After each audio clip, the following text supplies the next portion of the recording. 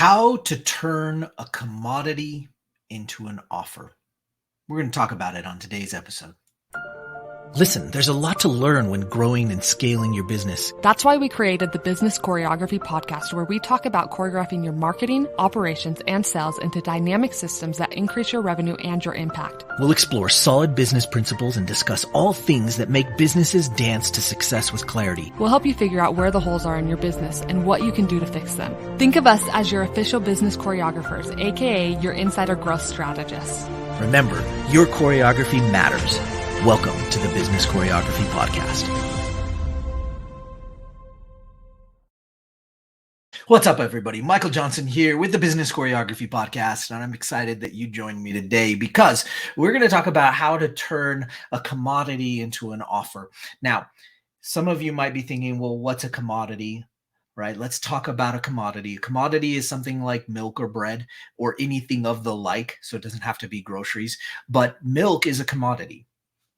Everybody sells milk. There's not a whole lot different in the milk. You have a few different types of milk that you can buy, but generally speaking, it's a commodity. That means that Walmart sells it and Target sells it and the local gas station sells it and everybody sells it, right? And because of that, everybody is in a price war, the race to the bottom to see who can charge the least amount for that thing. In fact, in many instances, selling milk is a loss leader for a business because they're not intending to make money on it. Thus, they put it in the farthest back far corner of the store, so you have to walk 10 miles to get to it, and in the process you pass a bunch of other things that they have a higher margin on that they hope that you pick up and put in your basket and buy, along with walking all the way to the very far back corner to get the milk. So it's pretty simple. You are buying a commodity. Well, to them, it's maybe a break even. They might even lose money on it, but they're hoping you're going to buy ice cream and that t-shirt you saw that was for $10 on sale. And maybe you pick up some bread and maybe you get some of those chips and candy and some soda, all of which are marked up and they have higher margins on. But the intention here is that that is a commodity. So do you have a commodity, or are you trying to sell a commodity in your business? For example, are you trying to sell something that everybody does? I sell SEO. Okay. I sell copywriting. Okay. Well, how can you differentiate yourself so that you can't be price shopped? Meaning, if you say you sell this thing, this SEO or this copywriting, how can you not be price shopped? How can they not get off of the phone with you after you pitch them your thing and they go immediately to look at 10 other people that sell exactly your thing and see where they can get the best price for the best value? People do that. You do that. And it doesn't matter at what level you do that. We all do that. It doesn't matter if you're buying a Mercedes. You might look at 2 or 3 dealerships to see which dealership will give you the best price for your Mercedes. But you might also do that with a Ford Rabbit, right? So it doesn't make a difference where you're doing it and at what scale or price point you're doing it. People will naturally price shop you and they will try to get the best deal they possibly can. So how do we fix that? We fix that by implementing an offer. And an offer is great, and it's not anything new. People have been doing it since the beginning of time. They've been doing this thing. An offer, one of my favorite ways to look at an offer is that you're bundling it. You're putting a bundle together so that it gets harder and harder to commoditize your thing. Now, in that offer, it's important that you actually create something that is to the buyer, something that they can't look at and say, well, I can go get this from 10 other people. So where can I get the best price from it? So that's the goal, right? Now I have a cool little framework that I love to use and teach. And so I thought I'd share it with you here. I call it the CSU framework. CSU framework is awesome and rocking. I hope you take some notes and write it down. Unless you're driving, don't do that. Okay, here it is. Straightforward. You are going to create your core offer. That's your C. You need a core of your offer. Now, that could be your main product or service, and you've got to create it in such a way that it is unique to your insight and your experience. So you create that offer, you give it a name, you make sure that people understand what it is. It needs clarity. So the core offer of your, the core product of your offer needs to have a product or service or whatever is in that core element.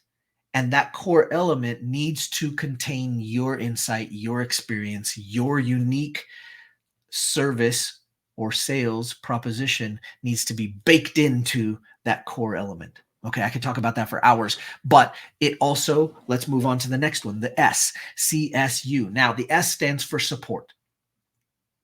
Support is all about the legs that hold up the table. So if the core offer was the table, the legs that hold up that table are three. You need a vehicle, you need internal, and you need external reasons that you can add to this bundle. Now, let me explain that further, so hang on with me for a second. If you have your core offer and you are successful because you believe you're successful, you can do the thing, you can get the result. So if that's indeed the case, what do they need next? What's the next problem that you need to solve for them? So make an assumption you are going to solve this problem with your core offer. And now you're going to solve the next problem and give them a vehicle. So I know you're going to be successful doing this. So here's a vehicle to make that thing easier, to make it easier for you to do so that when you find out, hey, I have this core offer, now I have a vehicle to do this. A lot of people have a hard time with the vehicle, but it is super important because oftentimes after getting the core, you need some type of vehicle, some type of thing that can help you to continue to have success. So you want to include that in your offer.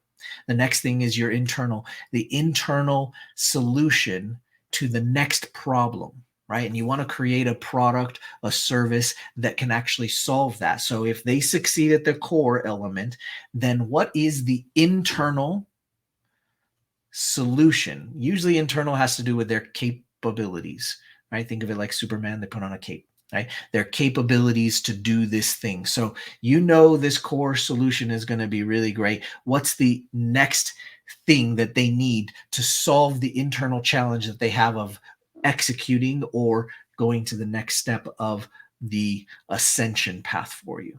So create something that could be solving their internal challenges, and that is a great piece for that portion of the support legs. Now, lastly, you have your external. External is always time, money, other people, other scenarios, things that are outside of us. So what solution can you provide that will support your core product, that will solve their challenges with any external challenges they might have, time, money, other people, that type of thing. So you want to create that portion of the offer or add something that you have that will solve, hey, how do you handle it when you are successful at this and now time is a factor and now somebody else is a factor, right? So you want to try to create a solution for that in the legs. And then lastly, and I know I'm going quick, right? Because I want you to get all of this. You can always rewind, listen to it again. Lastly is the U, CSU. U stands for urgency. You need to have some urgency in your offer because the best time to get your offer is today. How do you do that? I highly recommend you do not create fake urgency. Create real urgency. It's okay. You created them both. Might as well create something real. If it's about a service, you only have so many spots.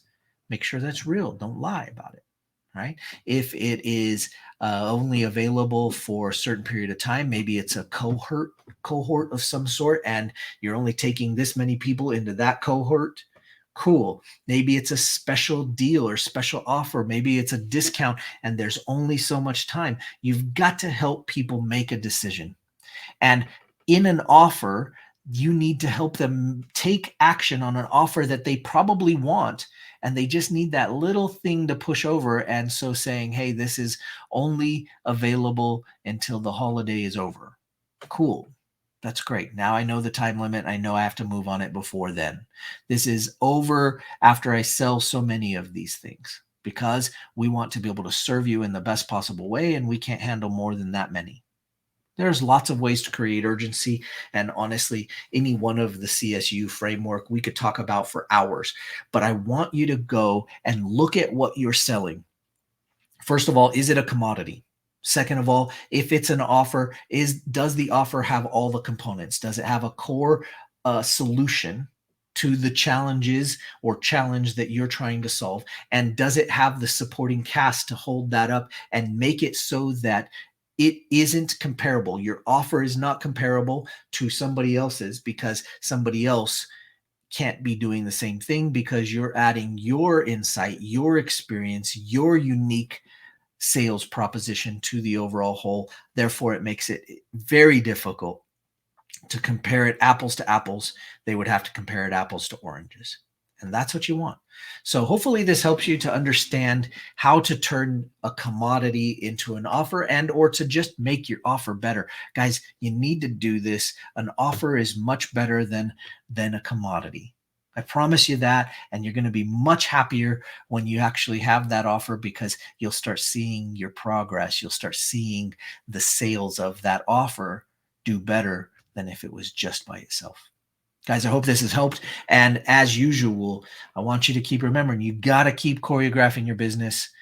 Every business needs choreography. You guys know the deal. We'll see you on the next episode. Every business needs choreography.